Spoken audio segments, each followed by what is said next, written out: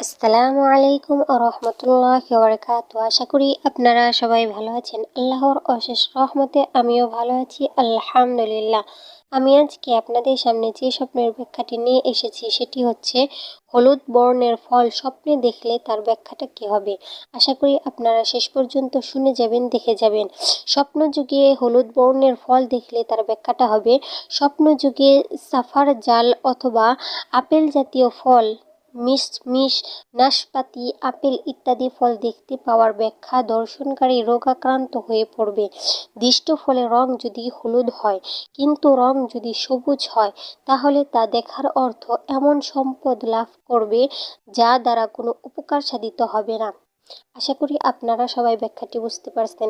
যদি বুঝতে না পারেন তাহলে ভিডিওটি পুনরায় দেখবেন। যদি তাও বুঝতে না পারেন তাহলে কমেন্টে বলে যাবেন। ভালো থাকুন, সুস্থ থাকুন। আসসালামু আলাইকুম রহমতুল্লাহি ওয়া বারাকাতুহু।